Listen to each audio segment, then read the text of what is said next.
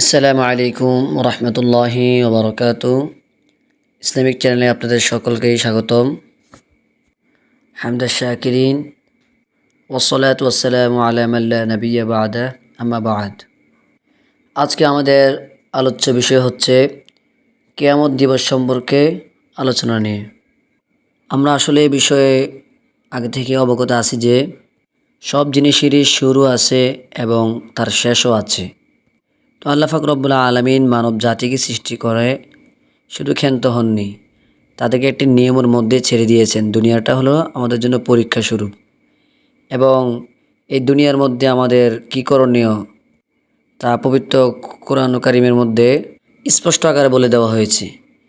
ওমা খলাকতুল জিন্না ওয়াল ইনসা ইল্লা লিয়াবুদুন, আমি মানব এবং জিন জাতিকে সৃষ্টি করেছি কেবলমাত্র আমার ইবাদতের জন্যই। আর ঠিক মৃত্যুর পরই আমাদেরকে নেক আমল সম্পর্কেই জিজ্ঞাসা করা হবে। যে ব্যক্তি তার নেক আমল দিয়ে যত এগিয়ে থাকবে সেই সাফল্য অর্জন করতে পারবে, অর্থাৎ জান্নাত দেওয়া হবে তাকে। তো আমরা সরাসরি কিয়ামতের আলোচনার মধ্যে চলে যাই।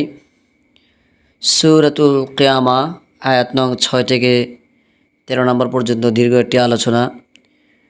বিসমিল্লাহির রহমানির রহিম। ইয়াসআলু আইয়ানা ইয়াউমুল কিয়ামা। আয়াতে কারিমার অর্থ, সে মানুষ প্রশ্ন করে কিয়ামত কবে হবে। ফাইদা বারিকাল বাসর, আপনি বলে দিন যখন চক্ষু হতচকিত হবে।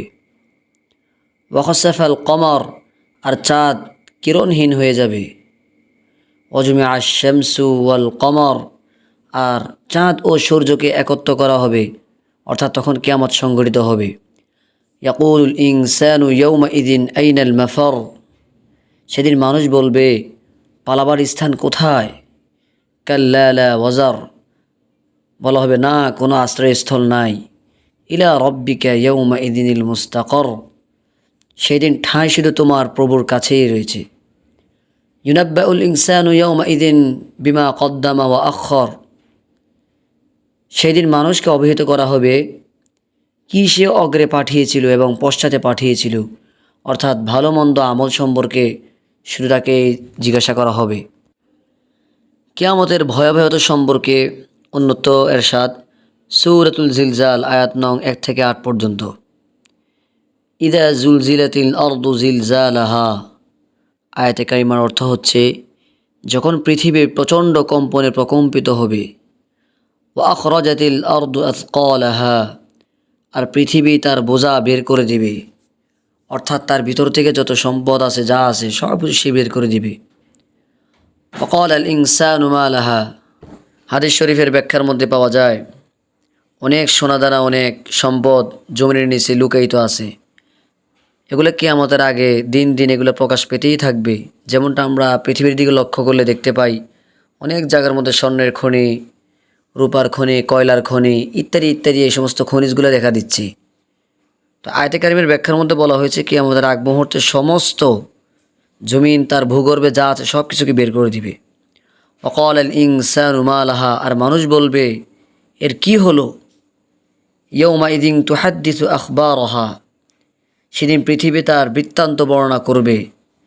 বিআন্না রব্বাকা আওহা লাহা, যেহেতু আপনার প্রভু তাকে নির্দেশ দিয়েছেন।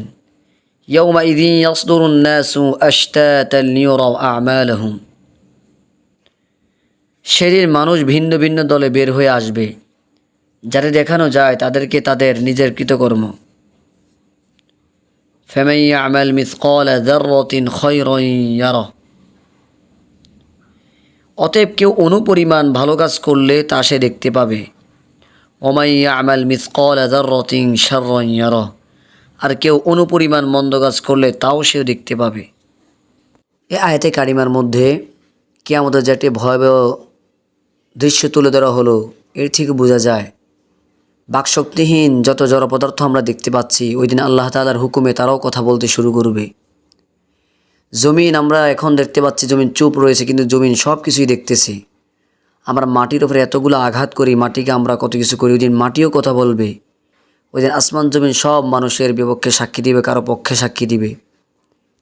এই জন্য আমাদের উচিত আমাদের হায়াতি জিন্দিগি যতদিন আমরা থাকি না কেন কোরআন সুন্নাহর আলোকে আমরা বাঁচার চেষ্টা করব। নিজেকে এই ভয়াবহ কবরের আযাব থেকে, কঠিন কিয়ামতের দিবস যেদিন মানুষের ঘাম মানুষের গলা চুয়ে যাবে, কারো বুক চুয়ে যাবে, কেউ ডুবন্ত অবস্থায় হয়ে যাবে, এই সমস্ত কঠিন সময়ের কিছু নাজাতের মাধ্যমে যাতে করে আমরা আল্লাহ তাআলা থেকে পরিত্রাণ পেতে পারি, সেই জন্য আমরা অপ্রাণ চেষ্টা করতে হবে। দেখুন, পৃথিবীতে এমনই একটি প্রশ্ন আছে যা পরীক্ষা হওয়ার আগে ফাঁস করে দেওয়া হয়। সেটা কি আমরা দেখতে পাই? একমাত্র আল্লাহ তাআলা আমাদেরকে প্রশ্নটা পাস করে দিয়েছেন। কিয়ামতের পরে আমাদের পরীক্ষার ফলাফল দেওয়া হবে, কিন্তু এখন যে আমাদের একটা পরীক্ষা চলতেছে তার বৃত্তান্ত সবই দিয়ে দেওয়া হয়েছে। এমন কাজ করলে, ভালো কাজ করলে জান্নাত পাবো, খারাপ কাজ করলে জাহান্নাম হবে, ভালো মন্দ সব কিছু আমাদের বিবেকের কাছে। দেখুন, সূরাতুল বাকারা আয়াত নং 48-এর মধ্যে কি এসেছে? ওয়াত্তাকু ইয়াওমান লা তাজজি নাফসুন আন নাফসিন শাইআ ওয়ালা ইউকবালু মিনহা শাফাআতুন ওয়ালা ইউখাযু মিনহা আদলুন ওয়ালা হুম ইউনসারুন।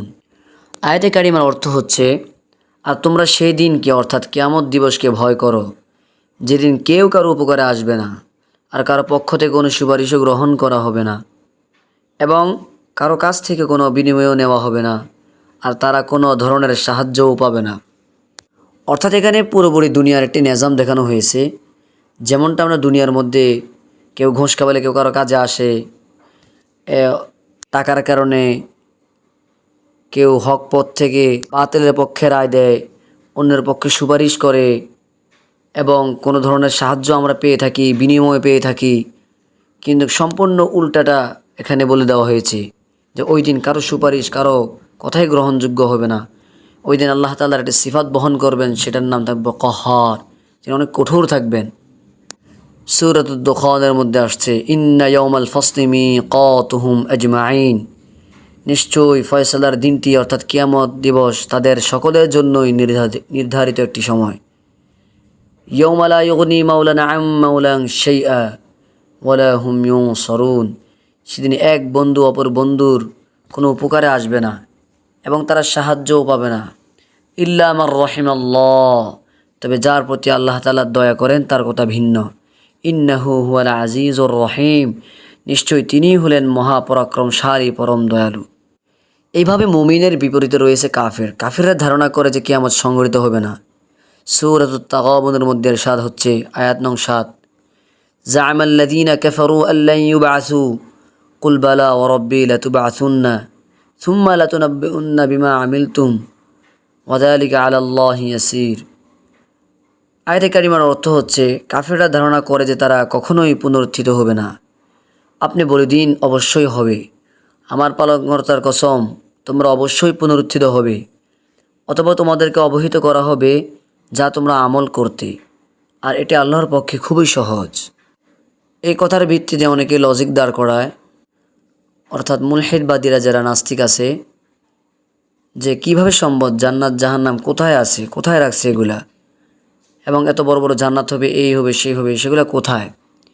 এই সমস্ত প্রশ্নের অ্যান্সারে উলামায়ে কেরামগণ জবাব দেন, বর্তমান সাধারণ একটা ছোট মেমোরির মধ্যে আমরা কত জিবি আমরা ঢুকিয়ে ফেলি, কিন্তু আমরা চিন্তা করে দেখতে পাই এতগুলো ভিডিও, এত বড় বড় জিনিস, এগুলো কীভাবে রাখা হয়েছে, পেন ড্রাইভের মধ্যে রাখা হয়। এ থেকে বোঝা যায় আল্লাহ তাআলা হলেন সবচেয়ে বড় কারিগর, সবচেয়ে বড় রাজাধিরাজ। তিনার দ্বারা সবই সম্ভব। তিনি এগুলো একটা মেমোরির মতো, তিনার শান অনুযায়ী তিনি এগুলোকে রেখে দিয়েছেন বান্দার জন্য। অর্থাৎ এটা অবস্থাতে কিছুই নাই। কিয়ামতের ভয়াবহ সম্পর্কে সূরাতুল কারিআর মধ্যে এসেছে, আল কারিআতু মাল কারিআহ ওয়া মা আদরাকা মাল কারিআহ ইয়াউমা ইয়াকুনুন নাসু কাল ফারাশিল মাবসুস। এই সমস্ত আয়াতে কারিমার মধ্যে ইরশাদ হচ্ছে, সেটা হবে মহাভীতিপ্রদ শব্দ। মাল কারিআ, মহাভীতি শব্দ কি প্রশ্ন করা হচ্ছে। ওয়া মা আদরাকা মাল কারিআ, তোমাকে কিসে জানাবে মহাভীতি শব্দ কি। ইয়াউমা ইয়াকুনুন নাসু কাল ফারাশিল মাবসুস, সেদিন মানুষ হবে বিক্ষিপ্ত পতঙ্গের মতো। ওয়াতাকুনুল জিবালু কালইহনিল মানফুস। আয়াতে কারিমের মধ্যে আরশাদ হচ্ছে, আর পর্বত রাজি হবে ধুনা রঙিন পশমের মতো, অর্থাৎ তুলার মতো উঠতে থাকবে। ফাআম্মা মান সাকুলাত মাওয়াজিনুহু ফাহুয়া ফি ঈশাতির রাদিয়া। অতঃপর যার নেকির পাল্লা ভারী হবে সে থাকবে সন্তোষজনক জীবনে, আর যার নেকির পাল্লা হালকা হবে তার আবাস হবে হাবিয়া, অর্থাৎ জাহান্নাম। আর তোমাকে কিসে জানাবে হাবিয়া কি? আয়াতে কারিমে আরশাদ হচ্ছে নারুন হামিয়া, সেটা হবে প্রজ্বলিত অগ্নি। এই আয়াতে কারিমের মধ্যে আসলে আমরা চিন্তা করলে দেখতে পাই আমাদের আল্লাহ তাআলা দ্বারা কোনো কিছু অসম্ভব নয়। আমরা যেইভাবে সতর্কবাণী এবং আযাবের কথা শুনতে পাই সেগুলি সবই সত্য। বিপরীতে আল্লাহ তাআলা রহমানুর রহিম সিফাত যেটা আল্লাহ তাআলা বহন করেন, অর্থাৎ দুনিয়ার মধ্যে তিনি খুবই দয়ালু, মৃত্যুর আগ পর্যন্ত তওবা দরজা খোলা। বান্দা যখনই বুঝতে পারবে সে বদ আমল করে তার জিন্দিগির সময়গুলো কেটে ফেলছে, সে জাহান্নামী হয়ে যাবে, হিসাব মিলতেছে না, তখনই সে যদি আল্লাহ তাআলার দরবারে তওবার নিয়তে এবং লজ্জিত হয়ে মাথা নুয়ে সে আল্লাহ তাআলার নিকট বিনয়ী সহিত জীবনে আর কখনো করব না বলে প্রতিজ্ঞা করে, আশা করা যায় আল্লাহ পাক রব্বুল আলামিন তাকে অতি শীঘ্রই ক্ষমা করে দিবেন। এই জন্য উলামায়ে কেরামগণ বলেন যে ইবাদত করতে হবে আশা এবং ভয় নিয়ে। যখন বান্দা মুনাজাত করবে, প্রার্থনা করবে, তখন তার মনে অধিক আশা থাকবে আল্লাহ পাক রব্বুল আলামিন আমাকে ক্ষমা করে দিবেন এবং আমি যে আমল করছি ইনশাআল্লাহ আল্লাহ তাআলা এগুলো কবুল করবেন। এবং যখন কোনো অন্যায় হয়ে যায় তখন তার ভিতরে খুবই ভয় থাকা দরকার, যে না জানি এই বদ আমলের কারণে আল্লাহ পাক রব্বুল আলামিন আমাকে জাহান্নাম দিয়ে যে নাউজুবিল্লাহ। এই জন্য প্রতিনিয়ত ইস্তেগফার পড়া, তওবা করা। আমরা যেই কোরআনের আয়াতের মাধ্যমে কিয়ামত দিবসের ভয়াবহতা সম্পর্কে জেনেছি, তো আমরা সতর্ক থাকবো আল্লাহ পাক রব্বুল আলামিন যাতে করে আমাদেরকে মাফ করে দেন। ইনশাআল্লাহ এই কিয়ামত দিবস সম্পর্কে আমাদের আরেকটি পাঠ আসবে, যেগুলোর মাধ্যমে আমরা কিয়ামতের আলামত সম্পর্কে জানতে পারবো। এবং সবচেয়ে বড় যে নিদর্শন মেহদী আলাইহিস সালাতু ওয়াস সালাম এবং পয়গম্বর ঈসা আলাইহিস সালাতু ওয়াস সালাম, যিনি আমাদের নবী মুহাম্মদ মুস্তাফা সাল্লাল্লাহু আলাইহি ওয়াসাল্লামের উম্মত হিসেবে আসবেন, এবং তিনার মাধ্যমে সবচেয়ে বড় যে বড় ফিতনা, সবচেয়ে বড় যে কিয়ামতের আলামত দাজ্জাল, সেই দাজ্জালের পতন হবে। ইনশাআল্লাহ আমরা পরের চ্যাপ্টারে এগুলো নিয়ে আলোচনা করব। তো আপনারা আমাদের সাথেই থাকুন। ওমা তাওফীকি ইল্লা বিল্লাহ। আসসালামু আলাইকুম ওয়া রাহমাতুল্লাহি ওয়া বারাকাতুহু।